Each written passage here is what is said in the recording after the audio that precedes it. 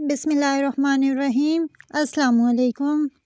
حضور اکرم صلی اللہ علیہ وسلم فجر کی نماز کے بعد اصحابہ کرام سے دریافت فرما لیا کرتے تھے کہ تم میں سے کسی نے کوئی خواب دیکھا ہے؟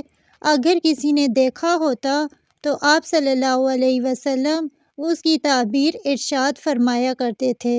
چنانچہ ایک مرتبہ جب آپ صلی اللہ علیہ وسلم نے صحابہ سے دریافت فرمایا اور کسی نے بھی خواب کا تذکرہ نہ کیا تو حضور اکرم صلی اللہ علیہ وسلم نے ارشاد فرمایا، آج خود میں نے ایک خواب دیکھا ہے کہ دو آدمی میرے پاس آئے جو میرا ہاتھ پکڑ کر مجھ کو ایک مقدس سرزمین کی طرف لے چلے۔ میں کیا دیکھتا ہوں کہ ایک شخص وہاں بیٹھا ہوا ہے اور دوسرے ہاتھ میں زنبور لیے کھڑے ہیں۔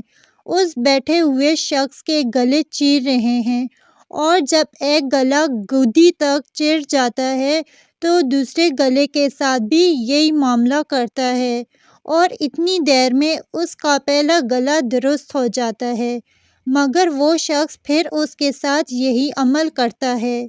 یہ دیکھ کر میں نے دریافت کیا، آخر یہ کیا بات ہے؟ تو وہ دونوں کہنے لگے کہ آگے چلیے۔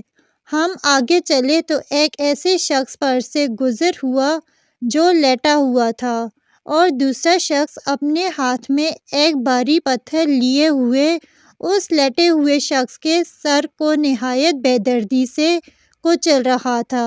چنانچہ جب وہ شخص اس کے سر پر زور سے پتھر مارتا تو پتھر لڑھک کر دور جا پڑتا اور وہ شخص ابھی بھی پتھر لا بھی نہیں پایا کہ اس کا سر پھر درست ہو جاتا ہے اور پھر وہ اسی طرح اس کا سر پھوڑتا ہے۔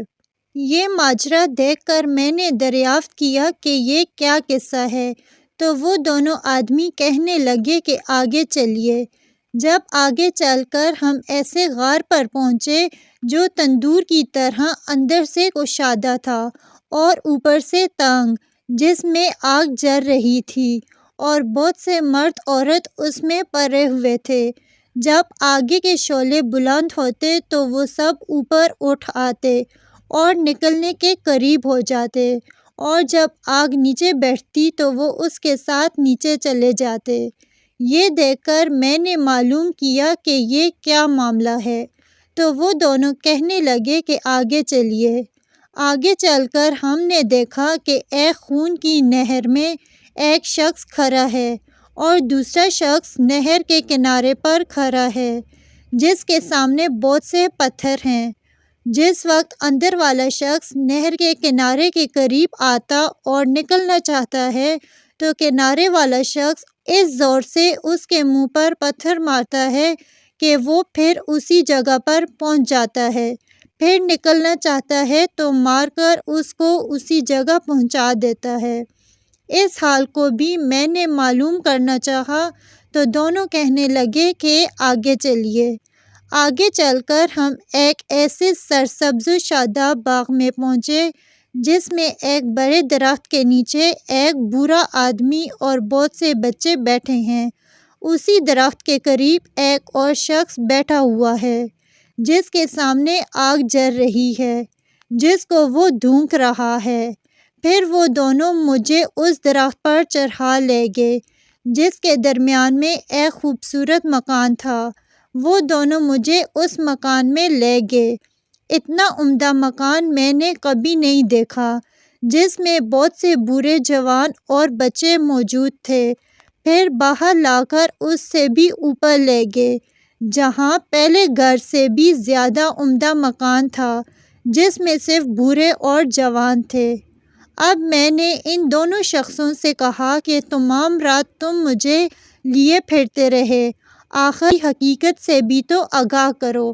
پھر انہوں نے بتایا کہ جس شخص کے گلے چیرے جا رہے تھے وہ جھوٹا تھا، جس کی جھوٹی باتیں دنیا میں مشہور ہو جاتی تھیں، قیامت تک وہ اسی سزا میں مبتلا رہے گا، اور جس کا سر پھوڑا جا رہا تھا وہ ایسا شخص ہے جس کو اللہ تعالیٰ نے علم قرآن عطا فرمایا، مگر رات کو وہ غافل ہو کر سوتا رہتا ہے اور دن کو بھی اس پر عمل نہیں کرتا۔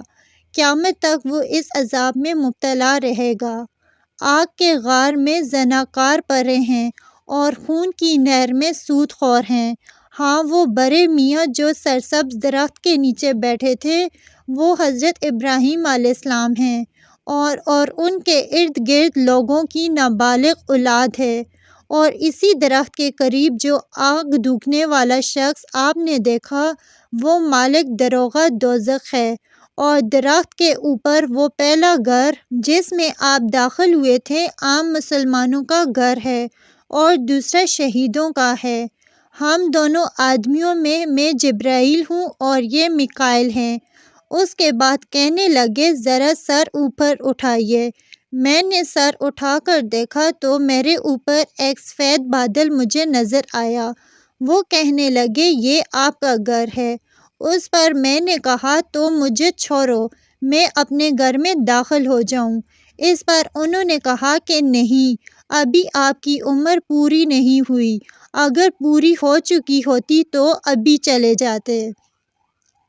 انبیاء کا خواب بھی وہی ہوتا ہے۔ اس سچی حقیقت سے جھوٹ پہ عملی، یعنی قرآن پاک کا علم ہونے کے باوجود جو اس پر عمل نہ کریں اور غفلت اختیار کریں، زناکار اور سود خوروں کی سزاؤں کا حال ہے۔ نابالغوں، عام مسلمانوں اور شہداء کے درجات کا حال معلوم ہوتا ہے۔ اللہ تعالیٰ سب مسلمانوں کو ہر قسم کی برائی سے محفوظ رکھے اور نیک اعمال کی توفیق